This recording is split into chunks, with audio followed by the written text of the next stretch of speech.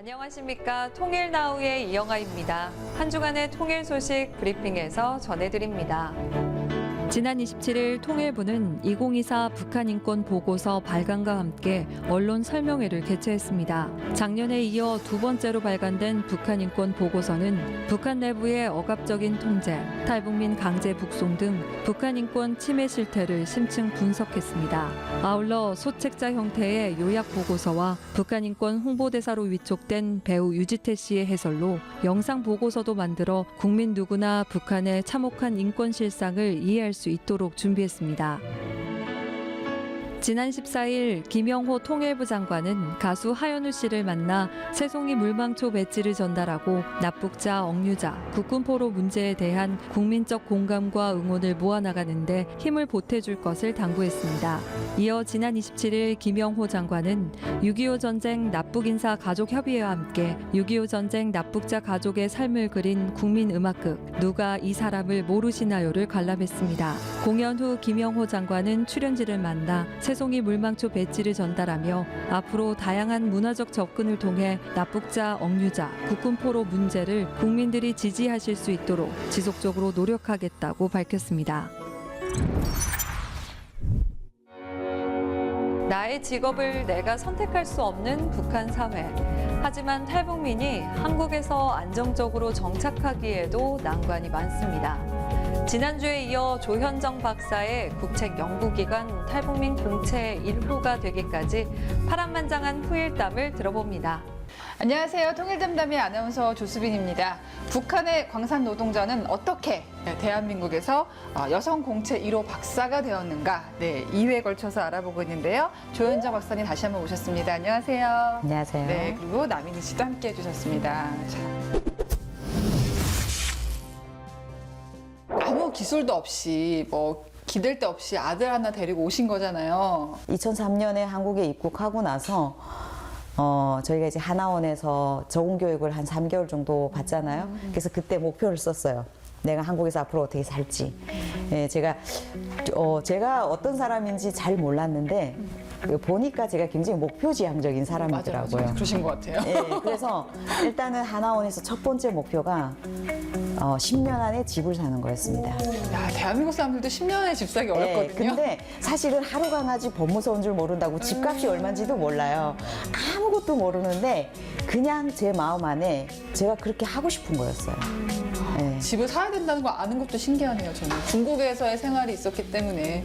네, 뭐 중국에서도 이제 그랬고, 그리고 이제 처음에 그 97년에 중국에 와서 돈 벌어가지고 북한으로 돌아갔을 때 집을 사고 할머니하고 같이 아이하고 살려고 했던 그 마음이 있었잖아요. 네. 그래서 제가 한국에 와가지고 처음으로 목표를 세운 게 10년 안에 집 사는 게 목표였었어요. 집을 사기 위해서 어떻게 하셨어요? 시간이 돈이니까 새벽부터 할 수 있는 일을 찾았죠. 해보셨던 일을 나열해 주신다면 대한민국에서? 신문 배달을 가장 먼저 시작을 했어요, 새벽에. 예, 그리고 고깃집에서 일을 해보고 햄버거 집에서도 일을 해보고요. 그리고 뭐 옷가게, 뭐 치킨집, 뭐 족발집, 예, 이렇게 해보니까 한 30가지 정도는 되더라고요. 그 집은 사셨나요? 7년 만에 집을 샀어요. 7년 만에요? 예. 네, 물론 이제 지방이고 집값이 1억도 안 했어요. 그러니까 가능했던 대출 거죠. 끼고 샀습니까? 다 현금으로 샀습니까? 처음에 조금 대출을 꼈다가 예, 1년 만에 갚았죠. 예. 갚으면 안 되는데. 예. 탈북하시면은 예전에는 정착할 수 있는 뭐 집을 주거나 그러진 않았습니까? 임대 아파트는 저희 급여 수준이나 이제 생활 수준이 달라지면은 거기서 나와야 돼요. 그 집은 우리 집이 아니에요. 아, 그런 게 있구나. 예, 그래서 그 임대료를 내고 보증금을 내고 저희가 들어가서 사는데 그 집을 그냥 공짜로 주는다고 생각하시는 분들이 있는데 미안해요. 예, 근데 이제 돈을 내거나 임대료를 내거나 하는 거는 다 내고 있지만 주로 어르신들이 많고 아, 탈북자들만 사는 건 아니고 이렇게 섞여 있군요. 그렇죠, 그렇죠. 예. 지역별로 다 이렇게 영구임대 아파트에 몇 명씩 이렇게 들어가서 이제 배정을 해주면 들어가서 사는 거죠. 그리고 제가 이제 수입이 높아지거나 이러면은 그 집을 자격 조건이 안 되면은 나와야 돼요. 자, 민희 씨는 한국에 와서 집을 사션 작년이니까 7년 만에. 네. 그 남편분이랑 같이. 네. 근데 저는 대출을 좀 많이 깼어요. 근데 이제 처음에 와서 아무래도 임대주택이라는 어떤 든든한 보금자리가 있다 보니까 네. 거기서 집 문제는 당분간은 걱정을 안 해도 되잖아요. 네. 근데 거기서 열심히 모아가지고 그러니까. 이제 그렇게 가능했던 거죠. 그러니까 오히려 나 안 사도 될 생각해도 되는데 그렇진 않나 봐요. 그런 분들도 가끔은 계시는데 살짝의 그 편법? 약간 근데 이제 저는 그러고 싶진 않았던 것 같아요. 야. 뭔가 내 집이 있다는 게 이 한국에서 내가 그래도 든든하게 발을 붙였다라는 그런 네. 의미가 있는 것 같아서. 자, 그래서 집을 마련하고 거기서 멈추지 않으셨죠? 그렇죠. 그 다음 목표는 뭐였습니까? 사실 처음에 와가지고 돈을 열심히 벌어서 부자가 되겠다고 생각을 했는데 새벽 뭐 2시, 3시에 일어나서 밤 10시까지 일을 하고 거의 뭐 2-3시간 자고 일어나서 뭐 일을 했던 것 같아요. 낮에 회사 출근하고 그리고 주말엔 또 주말대로 이틀을 가가지고 큰 대형마트에 가서 또 이제 일을 하고 그러다 보니까 한 5년을 그렇게 열심히 달렸는데 달리고 나니까 도대체 부자는 얼마를 가져야 부자이지? 예. 그런 질문을 저에게 하게 되었어요. 예. 그 답은? 정답이 없는 거예요. 그렇죠. 예. 그래서 허무한 거예요, 갑자기. 그렇군요. 저는 지금 더 벌려고 하는데. 그래서 방향을 좀 바꾸게 바꿔야겠다. 됐었어요. 대단하시네. 저는 되게 지금 굉장히 뭉클한 생각이 드는 게 네. 어쨌든 집도 생겼고 아들도 먹이고 입히고 할 수 있고 네. 그러면 사실은 나 이 정도면 행복해라고 만족할 것 같은데 인간이란 존재가 그렇게 단순하지 않구나. 그렇죠. 제가 이제 한 4년을 일을 하고 한 직장에서 일을 하고 다른 직장에 이직을 하면서 그 직장에 이제 그 신입사원으로 같이 입사한 동기 중에 공부를 하는 친구가 있었어요. 그래서 일을 하면서 공부를 한다고? 그걸 처음 알은 거죠. 그래서 나도 할 수 있느냐 그랬더니 충분히 할 수 있다. 네, 그래서 입학한 게 방송대가 되었습니다. 그래서 예, 방송국에 예, 처음에 가셨군요. 예. 그때가 제가 나이가 34살이었어요. 예, 그래서 40에 뭘 할 거냐, 할 수 있겠냐. 근데 다 부정적이었었어요. 그때 그럼 전공이 뭐셨어요? 대학 학부 때는? 학부 때는 청소년 교육. 원래 교육자가 되고 싶고 예, 예, 예. 그래서 이제 집에 있는 아들을 잘 가르치시면 되잖아요. 사실은 그 공부를 하면서 제가 저희 아이하고 많이 이제 가까워지게 된 거죠. 그러니까 저도 부모이긴 하지만 부모 교육을 제대로 받아본 적이 부모가 없고, 없었으니까. 예, 그리고 저도 부모 교육을 받아본 적이 없이 아이를 낳아서 아이를 키우고 하다 보니까 굉장히 권위적이고 그 북한에서 우리 어른들이 했던 방식으로 그냥 우리 아이들을 키우는 거예요. 근데 석사부터는 북한학을 하셨잖아요. 예. 왜 바꾸셨어요? 제가 이제 그 대학교 때 졸업 논문을 이제 저희가 써야 됐었었는데 탈북 청소년이 학교 생활 관련된 거를 주제를 잡게 된 거예요. 근데 탈북 청소년의 학교 생활 관련된 연구를 하려고 하다 보니까 제가 북한에 대해서 아는 게 별로 없다라는 걸 그때 발견을 했어요. 그러니까 제가 살고 있었던 그런 어떤 삶의 경험은 있으나 이거를 안다라고 하기에는 너무 부족한 거예요. 그런 것 같아요. 대한민국 미디어가 있으니까 그쵸. 내가 살지 않는 삶도 체험해볼 수 있는데 두 분 같은 경우도 정말 만날 일이 없는 다르잖아요. 사람들이잖아요. 그러면은 북한학을 북한을 학문으로 공부하는 거를 한번 찾아봐야 되겠다. 그래서 이제 검색창에 막 쳐봤어요. 탈북 대학원생을 석사 과정만 지원하는 미국 재단의 조지 소로스 재단에서 그 장학생 모집하는 프로그램이 있었어요. 1년에 모집을 최대 5명 모집하는데 제가 3기로 이제 장학생이 됐는데 그때 3명이 뽑혔어요.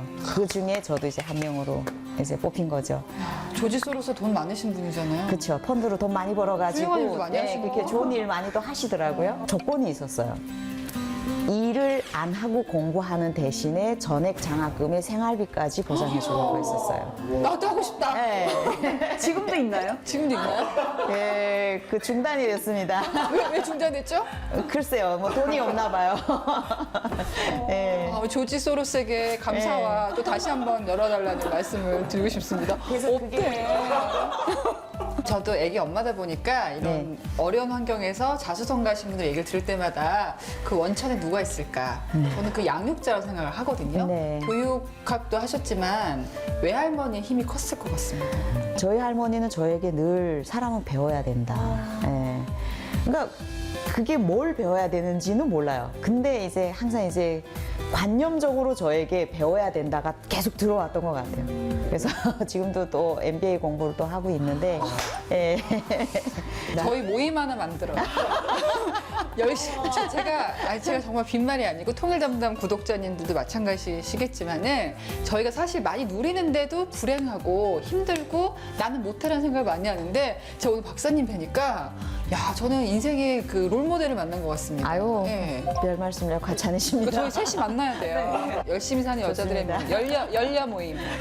아니, 북한이었으면 34살의 대학, 그것도 여성분이 그냥 상상도 못 하거든요. 그렇죠. 아니 근데 북한에서는요 여성 차별 없다 뭐 이렇게 인재들 많이 키운다고 광고를 하거든요, 홍보를 하는데 사실입니까? 북한에 있었다면 박사가 될 수 있었을까요? 불가능했죠. 그리고 대학을 갈 생각도 못하고 삶에 찌들어 있었겠죠. 그래서 어떤 하나의 과정을 성취할 때마다 내가 만약 지금 북한에 있었다면, 예, 이런 생각을 항상 이제 되돌려서 해보는 것 같아요. 민희 씨는 있는 집이니까 박사 할 수 있지 않았을까요? 아니요, 그거는 어려웠을 것 같습니다. 북한도 박사가 굉장히 적은 편이에요. 진짜 적은데, 현역에서 한 20년 정도 일을 하면 이제 박사 학위 정도 따도 되지 않겠어요? 라고 위에서 얻어가 내려와야지 내가 할 수 있는 거예요. 내가 박사 과정을 밟는다고 해서 되는 게 아니기 때문에. 그리고 이제 북한에서는 또 여성이 대학을 다니다가도 임신이 되거나 하면 퇴학당하거든요. 그런 것도 있어요. 그리고 이제 여자가 대학 갈 수 있는 나이는 뭐 서기고 편법을 써서 20살까지가 최대한이고, 예, 30살 나중에 간다는 건 있을 수 없어요. 말도 안 되는 거죠. 예, 그래서 요새는 대한민국은 임신 장려하고 있는데 그렇죠? 자, 학위를 준비하는 것 외에도 최근까지 북한 실상을 알리는 민간 연구기관 활동도 하시면서 많은 탈북민들을 만나고 있습니다. 자, 박사님처럼 되고 싶어하는 사람들이 참 많을 것 같아요. 아유. 네. 탈북민이 우리 사회에서 이렇게 인정받고 안정적으로 정착하기 위해서는 어떤 게 가장 필요하다고 보십니까?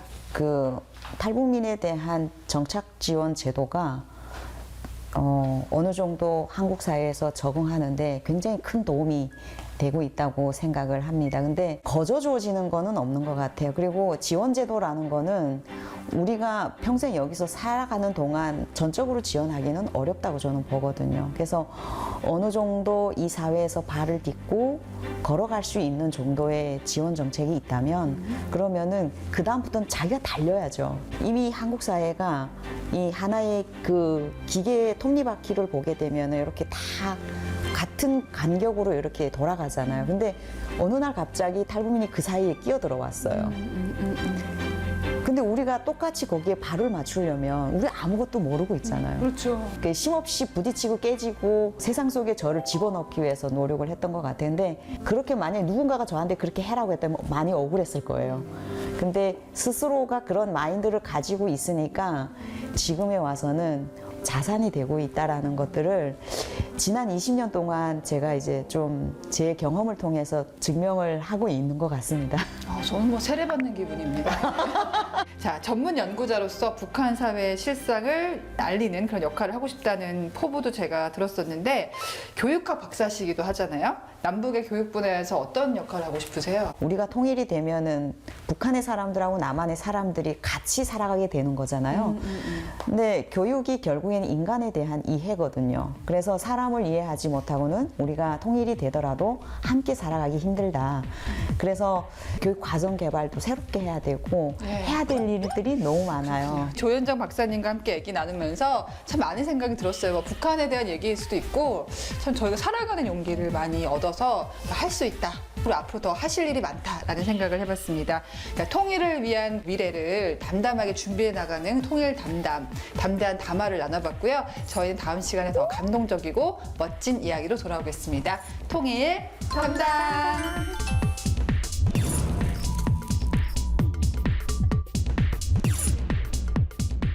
통일부가 1980년대 초중반에 있었던 체육, 인도 분야의 남북 회담 문서 일부를 공개했습니다.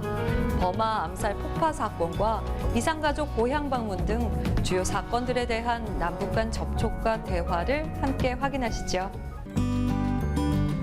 30년 만에 봉인이 풀립니다. 1980년대에 남북 간에 벌어진 주요 사건, 당시에 주고받았던 남북의 말과 글, 그날의 생생한 기록이 열립니다.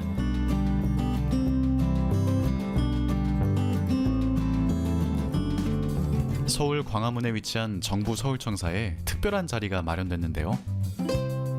통일부는 1981년 12월부터 1987년 5월까지 남북회담 사료를 공개했습니다. 민족화합 민주통일방안 발표부터 버마 암살 사건, 이산가족 고향 방문 등 주요한 사건들이 공개됐습니다. 저희 남북회담 문서 공개는요, 2022년에 첫 시작해서 이번이 5번째로 공개하게 된 것입니다. 이를 통해서 국민의 알 권리 충족 그리고 투명한 대북 정책 추진에 기반이 될 것입니다. 또한 아울러 그때 당시에 북한의 어떤 주장에 대한 허구성 것들을 확인할 수 있어서요, 어떤 북한에 대해서 올바르게 실상을 알리는 그런 점에서도 기여를 할 수 있다고 생각합니다. 남북회담 문서는 통일부가 남북 간의 수발신한 문서나 합의서 등을 말합니다. 남북 간 접촉과 대화 기록도 있습니다.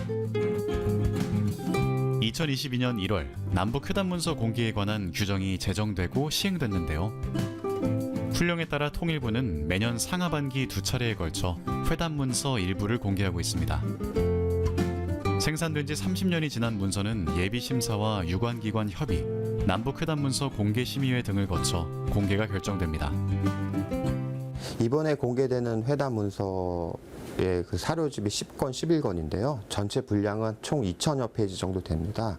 그 중에서 1,700여 페이지 정도 공개되고 공개율은 한 85% 정도 되는데요. 일반인 내지 수행원의 개인정보사항, 회담 전략 및 대책 등 비공개 사항으로 처리되는 부분입니다. 이번 공개 사료는 1987년 8월에 제작된 남북대화 사료집 10권, 11권 기록입니다. 1983년 10월 9일 버마 폭탄 테러 사건으로 세계 여론이 북한의 비인도적 행위를 규탄하던 시기, 북한 올림픽위원회 위원장이 남북 체육회담을 제의합니다. 남북체육회담은 원래 81년도에 그 6월 달에 대한민국이 먼저 북한에 체육회담을 제의를 했었습니다. 근데 북한이 호응하지 않았었어요. 안 했다가 83년도 10월 달에 아웅산에서 버마 암살 폭탄 테러가 있었습니다. 북한이 그 악화된 정세를 타개하기 위해서 정치적으로는 남한, 북한, 미국이 참여하는 3자 회담을 제의했었고요. 그것의 후속적으로 체육회담도 같이 제의를 했습니다. 그래서 악화된 국제 여론을 좀 진정시키고 자기들의 어떤 대외 이미지를 제고시키는 목적에서 제안을 했다고 봅니다.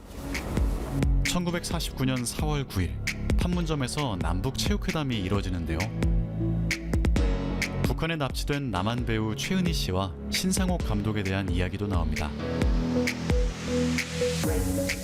이날 회담은 북한의 일방 퇴장으로 2시간 25분 만에 끝나고 말았습니다. 저는 84년도 남북체육회담이 가장 기억에 남는데 양측 대표단이 정말 격렬하게 논쟁하는 모습이 놀랍기도 하면서 저희 인상적이었습니다. 우리는 흔히 회담을 생각하면 좀 역사적으로 단편적인 사건, 좀 의례적인 모습을 떠올리기가 쉬운데 회담 대표단들이 어떤 이야기를 나누는지 직접 그걸 읽어보면서 제가 그 역사인 현장에 있는 듯한 느낌을 받았습니다. 공개된 남북회담 문서의 원문은 3개의 기관에서 열람할 수 있습니다. 이상으로 통일나우를 마칩니다. 시청해주신 여러분 고맙습니다.